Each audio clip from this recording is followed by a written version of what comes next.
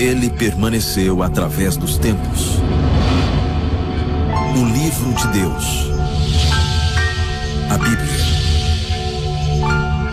indispensável em nosso mundo complexo, transmitindo esperança ao redor do mundo.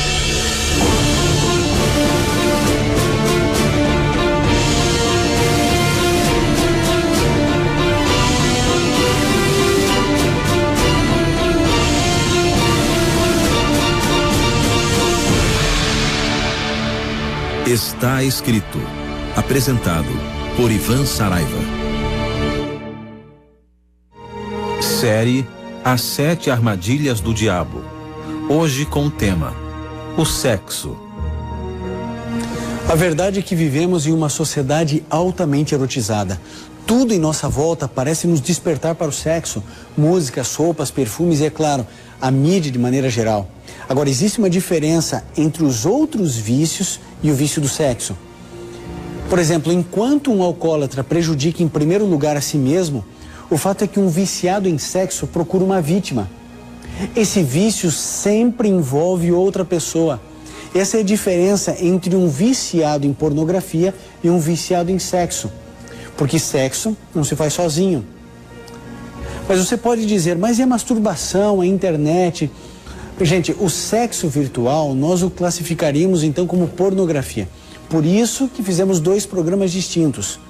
Mas é um ato totalmente egoísta, uma pessoa que ela tenta se satisfazer sexualmente sozinha. Esse é um vício que está ligado à pornografia, ao sexo virtual. Hoje estaremos apresentando outra armadilha de Satanás, que é o vício no sexo real. Então, por isso, vamos deixar um pouquinho o sexo virtual de lado e vamos falar sobre o sexo real. Quem procurar uma aventura sexual hoje em dia, de qualquer tipo, de qualquer forma de perversidade, certamente encontrará. Hoje podemos achar por toda parte gente carente e desejosa de ter um relacionamento íntimo e, obviamente, sem nenhum tipo de compromisso. Isso é encontrado em um saguão de hotel, no aeroporto, na faculdade, no clube, no supermercado, no escritório e, por que não dizer, na igreja. Todos os seres vivos são tentados na área da sexualidade. Você acha que no meio do cristão isso não acontece? E você acha que o sexo fora do casamento ocorre apenas com os jovens? É claro, os jovens dizem, olha, eu tenho dificuldades, eu não consigo me manter casto, eu não consigo me manter puro, eu não aguento esperar o casamento para ter relações sexuais. Isso é real, mas existe uma outra verdade. Os descasados, eles também lutam com essa questão do relacionamento sexual. Existem por aí milhões de cristãos divorciados ou viúvos, alguns lutando contra o vício do sexo, lutando para se manter puros, outros nem tanto. Outros estão vivendo no pecado mesmo. Você acha que os descasados, todos eles vivem em pleno celibato? Claro que não. O problema do sexo, ele é geral, dentro e fora da igreja. Assim, muitos tentam manter uma vida sexual e uma vida espiritual em conformidade. Só que, querido, isso é impossível. Se você tiver uma vida sexual deturpada e ainda assim querer estar dentro da igreja e perto de Deus, isso é incompatível, são coisas excludentes. É impossível a gente manter uma vida assim. A verdade é que se nós quebramos os mandamentos de Deus, eles também nos quebrarão. Um filósofo francês, Pascal, ele afirmou o seguinte: a plena satisfação não está nem dentro de nós, nem fora de nós, mas está plenamente em Deus. Quando o sexo é praticado sem as bênçãos de Deus, como disse Salomão, o homem que teve 1000 mulheres, ele disse, tudo é vaidade. 1000 mulheres, entenda, 1000 mulheres não conseguem satisfazer um homem quando Deus não está presente ali. Veja o que está escrito em Eclesiastes 2, no verso 10 e 11. Eclesiastes 2, verso 10 e o verso 11 diz assim: tudo quanto desejaram meus olhos, eles tiveram. Nem privei meu coração de prazer algum. Eis que tudo era vaidade, aflição de espírito, ilusão, correr atrás do vento. Essa é a declaração de Salomão. Um homem viciado em sexo, um homem que tinha todas as mulheres do mundo à sua disposição. E ele disse, tudo que eu quis, tudo que eu desejei, eu tive. vaidade e ilusão. Porque é isso mesmo, sem Deus, todos os sonhos, todos os planos, tudo se reduz a pó, a nada. Não podemos ser felizes ultrapassando os limites que Deus estabeleceu para nós. Se ao menos buscássemos a santidade com a mesma intensidade em que vamos atrás da felicidade. Se fizéssemos isso, a nossa vida seria outra. O vício do sexo destrói muita gente, acaba com muitas famílias e enfraquece o testemunho da igreja. Agora vamos entender um pouquinho o propósito de Deus para o sexo.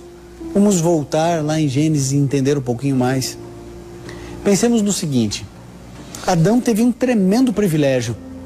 Porque ele andava com Deus todos os dias. Agora, apesar disso, o Senhor lhe disse que estava faltando algo. Você se lembra que Deus disse a ele: não é bom que o homem esteja só. Vou fazer uma auxiliadora, vou fazer uma mulher, uma companheira. Foi isso que Deus disse. Veja, ele era perfeito, não tinha pecado, estava ali no jardim do Éden, tudo perfeito, tinha a companhia dos anjos, a companhia de Deus, mas Deus ainda acrescenta: não é bom que o homem esteja só. Deus dá a entender claramente que o homem é um ser social e que ele precisa de uma companhia que lhe corresponda. Então Deus formou duas pessoas distintas, separou o sexo feminino do masculino. As duas foram criadas à imagem de Deus. Deus deu a Adão características diferentes das de Eva e vice-versa. Os homens tendem a tomar a iniciativa das ações e analisar os aspectos da vida de uma maneira um pouco mais racional. Já as mulheres exibem mais um forte senso de intuição, de sensibilidade, de confiança básica. O que eu quero dizer é que os dois gêneros refletem aspectos diversos da imagem divina e se complementam. Adão disse ao receber sua esposa, sua companheira, no verso 23 do capítulo 2 de Gênesis, ele dá uma declaração interessante. Ele diz assim: essa é osso dos meus ossos e carne da minha carne. E logo depois, o próprio Deus diz como deve ser o seu plano para os seus filhos no verso 24, mesmo capítulo, que diz assim: portanto deixará o homem o seu pai e sua mãe e se unirá à sua mulher e serão ambos uma só carne. A atração inata que existe entre um homem e uma mulher é muito forte e persistente. Se Adão não tivesse sentido atraído sexualmente por Eva e não tivesse transferido esse desejo aos seus descendentes, a raça humana teria terminado. Contudo, Deus colocou neles um forte desejo de ter intimidade física. Não havia a menor chance de Adão olhar para Eva e em seguida se afastar dela. O ato sexual é o relacionamento mais íntimo que pode existir entre dois seres humanos. A Bíblia diz que Adão conheceu Eva e a sua mulher concebeu. Depois que o homem e a mulher experimentam uma intimidade sexual, o relacionamento deles nunca mais poderá ser o mesmo. O plano de Deus era que o homem e uma mulher tivessem uma primeira experiência sexual e aí, então, a partir daquele momento, existisse entre eles uma aliança, um compromisso tremendo, e esse compromisso seria para toda a vida, encerrando em si um amor incondicional e uma aceitação plena um do outro. Esse é o plano de Deus. O que acontece então quando uma pessoa mantém relações sexuais com alguém que não é o seu cônjuge, esposo ou esposa? Veja, o livro de 1 Coríntios, no capítulo 6, no verso 15 até o verso 17, diz uma coisa importante a esse respeito. 1 Coríntios 6, 15 a 17 diz assim: vocês não sabem que os seus corpos são membros de Cristo? Tomarei eu os membros de Cristo e os unirei a uma prostituta? De maneira nenhuma. Vocês não sabem que aquele que se une a uma prostituta é um só corpo com ela? Pois como está escrito, os dois serão uma só carne, mas aquele que se une ao Senhor é um espírito com ele. Você entendeu esse texto? Se o indivíduo tem relações sexuais com uma prostituta, uma mulher que nunca viu na vida, se torna uma só carne com essa mulher, então esse nível de intimidade demonstra, ou dentro dos planos de Deus, diz que você vai ter um compromisso com ela, um compromisso eterno, de cumplicidade, de amor. Mas talvez você esteja aí balançando sua cabeça. Não, espera aí, pastor. Isso não, como é que pode? Não existe vínculo entre um homem e uma prostituta. A gente escolheu exatamente esse texto, não é por acaso não. Eu sei que talvez você tenha se incomodado com isso, mas se o indivíduo se torna uma só carne com uma mulher que ele nunca viu na vida, o que a gente pode falar então de um relacionamento de um homem com uma namorada, com uma colega de trabalho, com um parente, com alguém da comunidade, da sua igreja? Nos tornamos uma só carne. Então não é só sexo. Por isso precisamos respeitar a santidade do sexo. Agora imagine na questão da homossexualidade. Um garoto que é seduzido por um homem mais velho, ele pode no começo detestar a experiência.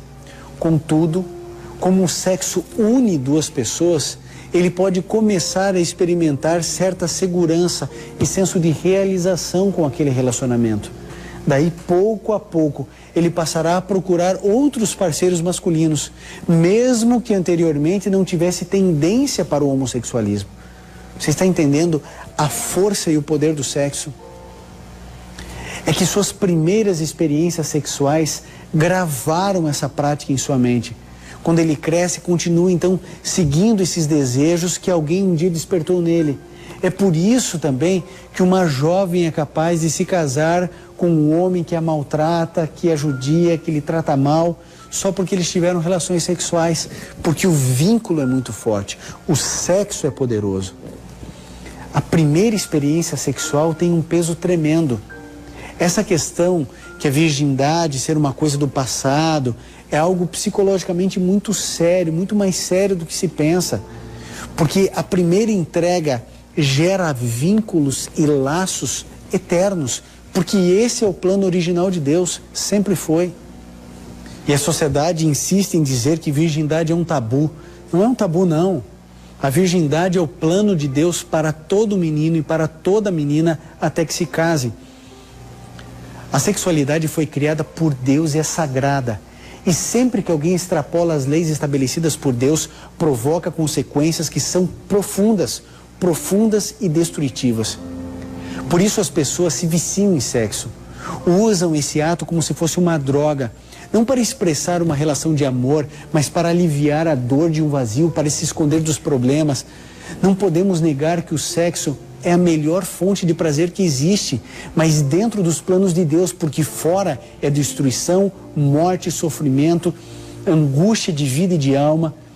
Por isso você precisa saber os planos de Deus para a sua sexualidade e viver dentro dos planos de Deus.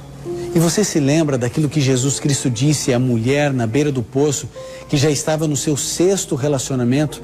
Está escrito em João, no capítulo 4, no verso 13, algo importante para você e para mim, que diz assim: quem beber dessa água tornará a ter sede. Você entendeu? Essa sede só aumenta. O viciado em sexo necessita do máximo de estímulo possível. Cada experiência precisa atingir o mesmo nível de satisfação da relação anterior, ou talvez mais alto, mais alto, mais alto e mais alto. E por fim o ser humano se entrega às bestialidades, se entrega à zoofilia, se entrega a tanta miséria, a tanta deturpação, ao sexo grupal, a tantas desvirtuações do sexo original de Deus. E o indivíduo não sabe onde parar, qual é o limite. Não existem limites, só existem dor e sofrimento. Alguns viciados em sexo só procuram ajuda para se tratar depois que o seu segredo é descoberto, depois que a sua vida desmorona, depois que o indivíduo é preso, depois que as desgraças acontecem. Um aspecto interessante dessa questão é que as mulheres têm mais dificuldade para admitir que praticam esse vício, que têm esse vício. Algumas porque sofreram abusos e depois ficaram procurando o amor em toda parte, também podem acabar amarradas a essa prática de ter várias relações sexuais sempre superficiais, nunca com compromisso. Mas a forma de libertação é a mesma. O indivíduo precisa reconhecer que tem um problema, com toda humildade, e aí então ele vai e se apresenta ao Senhor Jesus, com o seu pecado, com a sua maldade, com a sua dor, com o seu vício. Sabe, Deus ama você. É lógico que Deus quer que você tenha uma vida pura, mas Deus pode perdoar você. Eu gosto muito da história de José, porque ela é para aqueles que ainda não caíram. E esse é um aspecto importante, Porque embora existam hoje assistindo essa programação viciados em sexo, existem muito aqueles que estão à beira desse abismo e não sabem. Por isso a história de José é importante para aqueles que não caíram. Mas traz também uma saída para aqueles que querem sair do vício. Se você pegar a sua Bíblia e abri-la em Gênesis, no capítulo 39, no verso 9, você vai encontrar algo interessante que diz assim: como poderia eu então cometer tamanha maldade e pecar contra Deus? O pecado sexual aborrece em primeiro lugar a Deus. Querido, José era um jovem saudável. A gente vê depois na história, no decorrer da história, que ele se casou com a filha do próprio sacerdote do faraó e teve filhos. Agora, logo quando ele chegou ali no Egito, exatamente por ser jovem, bonito, saudável, a esposa do seu patrão preparou uma armadilha para ele cair, uma armadilha do diabo. Ela dispensou todos os empregados da casa e então chamou a José. Agora, você acha que os dois estavam ali sozinhos? Diante dos olhos dos homens, sim. Mas José deixa muito claro que ele não estava sozinho com ela. Ele tinha um senso da presença de Deus. Esse foi o seu segredo, por isso ele conseguiu vencer. O Salmo 51 nada mais é do que o clamor de um coração de um homem que era viciado em sexo, Davi, mas que por fim abriu sua vida para Deus e deixou que a luz divina viesse brilhar nele. Quando a gente lê no verso 10 e no verso 11 do capítulo 51, do Salmo 51, nós lemos algo importante e olha a declaração de Davi falando a respeito desse desejo de ter uma vida renovada. Verso 10 no verso 11 diz assim: cria em mim, ó Deus, um coração puro e renova dentro de mim um espírito reto. Não me lances fora da tua presença, nem retires de mim o teu espírito. Restitui-me a alegria da tua salvação. Essa é a declaração de Davi. Essa é a declaração que deve ser a minha e a sua. Peça a Deus para que o Espírito Santo te convença do pecado, da justiça e do juízo. Sabe, Ele vai te dar forças para você viver uma vida santa. Sabe, Deus deu forças para Salomão, Sansão, Maria Madalena. Todos esses caíram na armadilha do sexo, mas se levantaram e o Senhor também te levantará. Deus pode te levantar. O Senhor do universo está olhando todas as coisas que acontecem com cada criatura e Ele entende o teu vício, entende a tua dor. Apesar da grandeza, apesar de Deus ser o Deus do macrocosmos que conhece todo o universo, Ele também conhece o teu coração, porque foi Ele quem te formou. Ele é que criou você no ventre de sua mãe. Você é o resultado de um sonho de Deus. Agora você está na presença dEle. Deus ama você, Ele conhece todas as coisas e Ele hoje pode alcançar a sua vida. Você não tem para onde fugir de Deus, Ele sempre vai estar perto de você.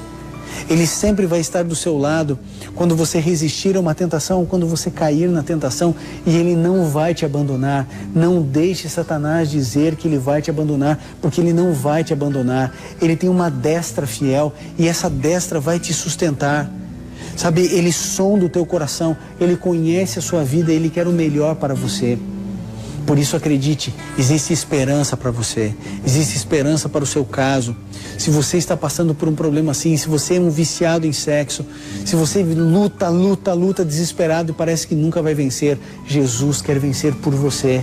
E você vai conseguir vencer se você tão somente buscar ao Senhor, se você ler a sua palavra, se você pedir ajuda de amigos, homens e mulheres tementes a Deus precisam ajudar você. Você precisa procurar uma igreja, frequentar uma igreja, lugar onde as pessoas também estão lutando. Por isso a gente menciona aqui, encontreumaigreja.com.br, procure uma igreja, vá se unir a pessoas que estão tentando vencer em Jesus. Eu tenho certeza, querido, busque ao Senhor, clame ao Senhor, assim como Davi fez, e você encontrará libertação. Você encontrará liberdade hoje, se você quiser, se você decidir, se você realmente buscar ao Senhor. Se puder, feche seus olhos, curve sua fronte e vamos juntos orar ao Senhor. Querido Pai, estamos na Tua presença, certos de que o Senhor nos libertará do vício que carregamos na nossa vida, no nosso coração. O Senhor é maior do que qualquer vício. E o Senhor sabe, ó Deus, que Satanás deturpou o sexo e a sexualidade e que muitos, ó Deus, têm caído nessa armadilha. Por favor, Senhor, nos liberte. Por favor, nos dê esperança de que dias melhores virão para todos nós. Entregamos nossa sexualidade, a beleza da sexualidade em tuas mãos, para que possamos, ó Deus, viver os teus planos. É o que pedimos em nome de Jesus. Amém. E lembre-se, amigo, está escrito: nem só de pão viverá o homem, mas de toda a palavra que sai da boca de Deus.